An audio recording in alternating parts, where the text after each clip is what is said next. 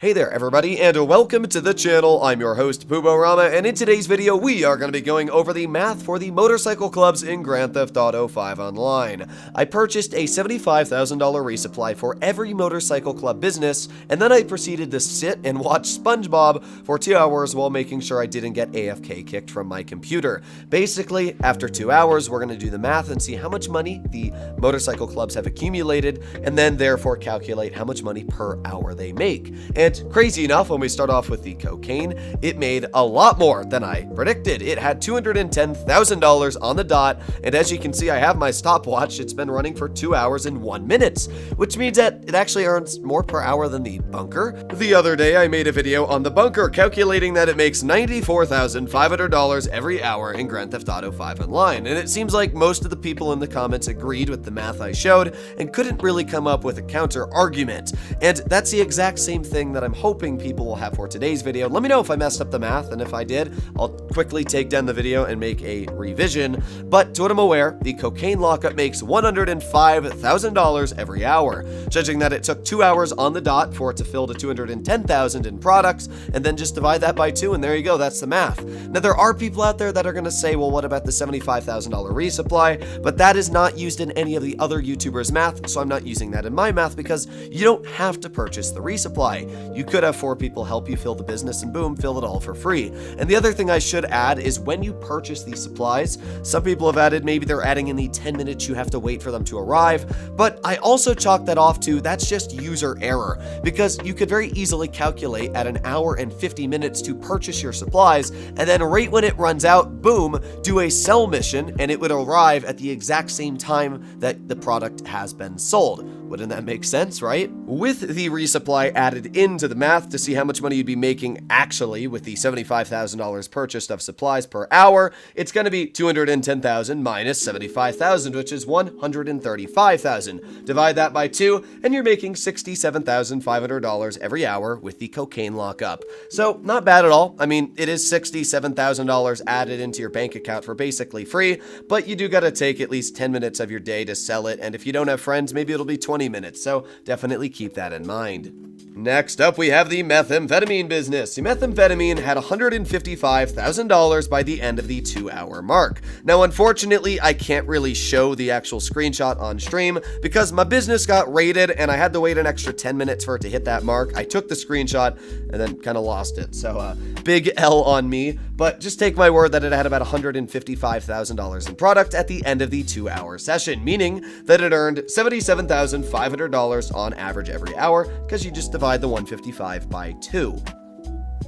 Now, if we wanted to get the actual true amount of earnings per hour, because we have to pay into $75,000 of resupplies, then it's $155,000 minus $75,000 divided by 2, which is $40,000 every hour. Not terrible. I mean, if you add that on with the cocaine, you're making over $100,000 every hour, but again, you do got to do a sell mission. Up next is the counterfeit cash, which was able to bank in about $137,000 in the 2-hour time period. Divide that by 2, and that means we made $68,500 every hour. And again, if we wanted to get the math on how much we're truly earning per hour with that $75,000 resupply in mind, then we're going to do that $137,000, subtract $75,000 from it, and then divide that by 2, and ooh, yeah, $31,000 every hour. That's not a crazy amount of money. I mean, I can literally do a payphone hit in 5 minutes and make 3 times that just about. So yeah, we're starting to get into territories where motorcycle clubs might actually not be worth it.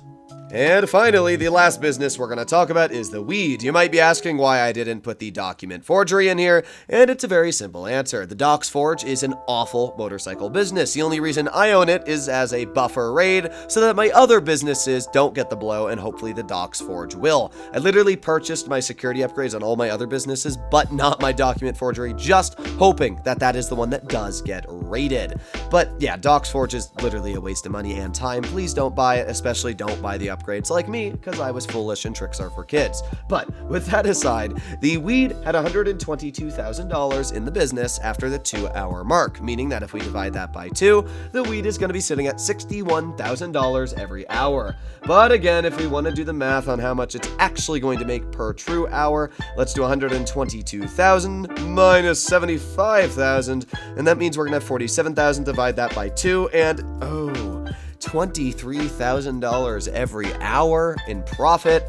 Yeah, that's not great. Let's add all of these true values together. So we got $23,000 an hour for the weed, plus $31,000 an hour for the counterfeit cash, plus $40,000 for the methamphetamine, and finally plus $67,500 for the cocaine. We're gonna get a grand total of $161,500 every hour in Grand Theft Auto Online. That's not awful, but to put into your mind how little money that is, 3 payphone hits, which you can do every hour, will net you about $255,000. So, yeah, it's not great. You're really not going to be earning that much money with the motorcycle club, especially because it has the opportunity to be raided and all the other painful things. But at the same time, it's not bad money. If you wait for all these businesses to fill, you will be making a pretty decent profit. What I personally would say is stop at the counterfeit cash. $31,000 every hour is already pretty lame, and that's what you're getting with the counterfeit cash if you're buying your supplies and eating into profits. The weed only making $20,000 an hour, that's really just not worth the time. You're spending so much money on the actual product that you're barely making an actual return on income unless you're getting that high demand bonus. And because there's always 2 sell vehicles just for like the cocaine with the weed, you're probably getting 3 sell vehicles for 1 purchase of supplies because of how far it fills the bar. Because of that, yeah, you need 3 people to help you. In my opinion, I just don't see these as very viable business structures. One thing I will add on the bright side is you do make money while selling your product. I wanted to test this, so I sold my cocaine, which was worth $210,000 at the time, and when I arrived back from my sale mission, it was worth an extra like $30,000 or something thousand. So while you are selling, your business still makes your product, which is good. It means that you're not losing money while you're doing the sale mission, but it still takes a lot of time to do that sale mission when you might have just been able to do a payphone hit. So what I will say in conclusion about the motorcycle club businesses is that if you have people to help you do sale missions, they're not bad. But if you don't, I do think they are quite bad and kind of redundant because you're not making that much an hour. As we said, payphone hits easily make up more. Now the cocaine I think is a really good business, and same for the methamphetamine. Those are the 2 I would highly suggest to get. But apart from that, they're really not that insane when it comes to making money. The main reason why the bunker is such a good business structure is because you only get 1 vehicle when you sell, so it can very easily be sold and you get the high demand bonus. But even the cocaine already has 2 sale vehicles, which means it's eating into time.